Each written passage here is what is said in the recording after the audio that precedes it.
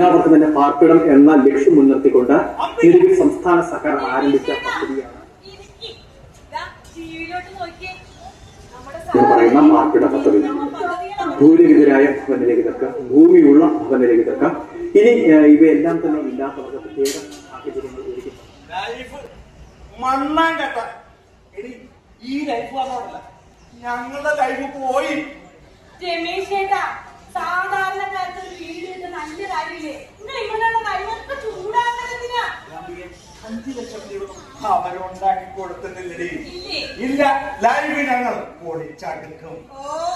അല്ലെങ്കിൽ എല്ലാം പൊളിച്ചടുക്കലാണല്ലോ നിങ്ങളുടെ പരിപാടി. അമ്പിക, നിന്റെ വാർത്താനത്തിൽ കൂടുന്നത് ഇനി നിന്റെ ഭാര്യയാണെന്നുള്ള ഓർമ്മയുണ്ടോ നിനക്ക്? ഓർമ്മിപ്പിച്ചതിന് നന്ദി.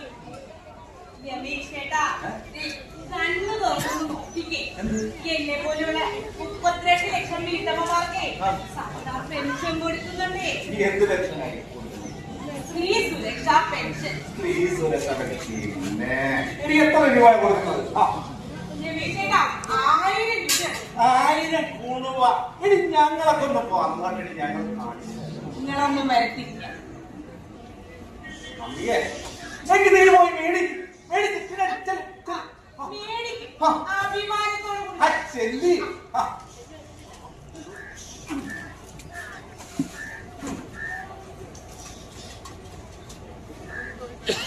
സതീശ, സതീശ, നീ എവിടാണ്? സതീശ, എവിടെ?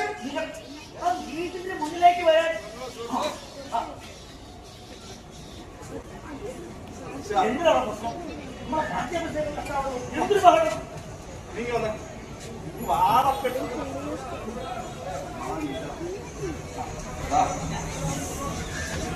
സതീശ, അവരെ ലൈഫിൽ 5 ലക്ഷം വീടുണ്ടാക്കി കൊടുക്കുന്നെന്ന് പറഞ്ഞു നമുക്കൊരു സമാധാനം നൽകുക. ലൈഫ് നമുക്ക് പൊളിച്ചെടുക്കണം. അതിന് ഒരു ക്യാമറ വേണം. എടാ, നീ ആ തെക്കേളത്തിൽ വീട്ടിൽ പാറക്കുട്ടിയമ്മേനെ അറിയില്ല? പാറക്കുട്ടിയമ്മ എന്ന് പറയുമ്പോ ആ നീല ടാർപ്പാലിന്റെ നമ്മൾ ആ പാറക്കുട്ടിയമ്മയുടെ വീട്ടിൽ പോകുന്നു. പാറക്കുട്ടിയമ്മയുടെ ആ ചെറ്റക്കുടി നമ്മൾ വീഡിയോ ഷൂട്ട് ചെയ്യുന്നു, സോഷ്യൽ മീഡിയയിൽ വൈറലാക്കുന്നു.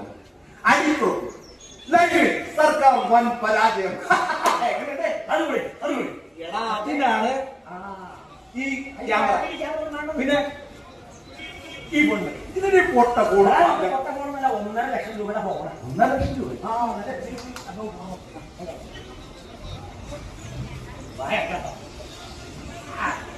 രൂപ. എന്നെ സതീശ പഠിച്ചില്ലേ? എന്നെ സമ്മതിച്ചിരിക്കണം. എന്ത് വെറുതെ തൊടുത്തിരിക്കുന്നതാ എല്ലാം. വിശ്വസിച്ചില്ലല്ലോ.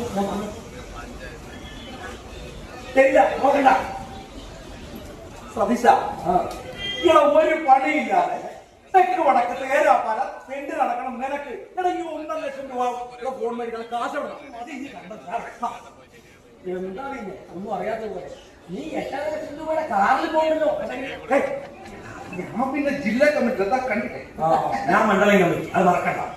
പിന്നെ വയനാട് ഫീഡ്ബാക്കി കൊടുക്കാൻ പറഞ്ഞ കുറെ കാശ് ഉണ്ടാക്കി അതിന്റെ ആപ്പും ഒരു പോപ്പിലില്ല. ഇപ്പോ അതിൽ 8 ലക്ഷം രൂപ നിനക്ക് കാർ ഓടിക്കും. 1.5 ലക്ഷം രൂപയ്ക്ക് ഒരു ഫോൺ വാങ്ങിയാൽ നിന്റെ അതിന് രഹസ്യമാണോ? അത് പറയണ്ടേ? പറയുവാനെ നമ്മുടെ പാലക്കാട് ചെക്കൻ്റെ കേസ് എന്തായി? ഞാൻ വിളിക്കാം. വീട്ടിൽ കേസോ? അയ്യോ, നീ എന്നെ വിളിക്കുന്നുണ്ടല്ലേ? സതീശ, നിന്റെ ഇപ്പോഴത്തെ പ്രശ്നം എന്താ? വയനാട്ടിന് കൊടുക്കാന്നുള്ള 100 വീടല്ലേ? അതൊക്കെ സർക്കാർ കൊടുത്തോളൂടാ. ഇപ്പൊ നമുക്ക് ഓപ്പറേഷൻ പാറക്കുട്ടിയമ്മ, നമ്മള് പാറക്കുട്ടിയമ്മയുടെ വീട്ടിൽ പോകുന്നു, വീഡിയോ ഷൂട്ട് ചെയ്യുന്നു, എന്നിട്ട് സോഷ്യൽ മീഡിയയിൽ വൈറലാക്കുന്നു. അടിയിൽ ക്യാപ്ഷൻ ലൈവിൽ സർക്കാർ വൻ പരാജയം. തദ്ദേശ സ്വയംഭരണ വകുപ്പ് മന്ത്രി രാജിവെക്കുക, മുഖ്യമന്ത്രി രാജിവെക്കുക, പ്രധാനമന്ത്രി രാജിവെക്കുക.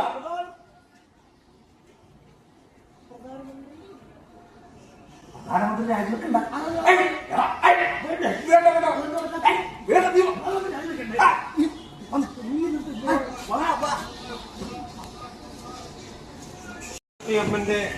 പാർട്ടി കമ്മിറ്റി നല്ലൊരു വീടായി. ശരിയാ, നല്ല അടച്ചുറപ്പുള്ള ഒരു വീടായി. അതിന്റെ പാലുകാച്ചലാണ്. സർക്കാർ ലൈഫ് പദ്ധതി പ്രകാരം 5 ലക്ഷം കുടുംബങ്ങളാണ് ഇന്ന് നല്ല തണലിലുറങ്ങുന്നത്. അല്ലടാ ആ പാർവതിയോ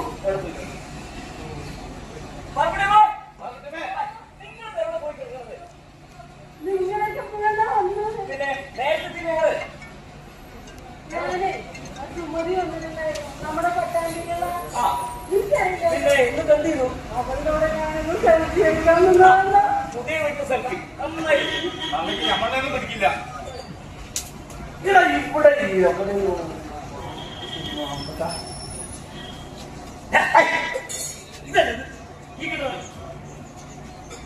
അതൊരു വീടല്ലേടാ.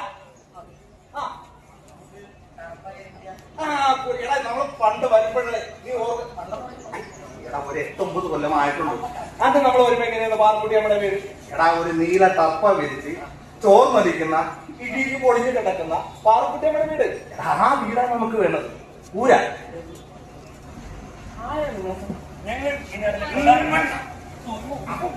ഞങ്ങൾ ഈ നാട്ടിലെ പൊതുപ്രവർത്തന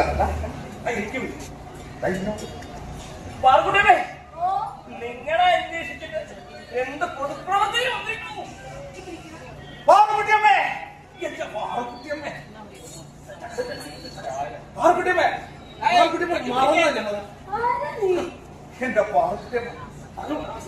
പാർക്കുട്ടിയമ്മേ, 10 വർഷങ്ങൾക്ക് മുമ്പ് ഞാനെന്റെ ഇവനും കൂടി പാർക്കുട്ടിയമ്മയുടെ വീട്ടിൽ വന്ന് പാർക്കുട്ടിയമ്മ ഉണ്ടാക്കി തന്നു കപ്പയും ചമ്മന്തിയുടെ രുചി. ഈ തിണ്ണയിലിരുന്നാണ് ഞങ്ങൾ കഴിച്ചത്. ആ ഞങ്ങളെ പാർക്കുട്ടിയമ്മ മറന്നുപോയാ?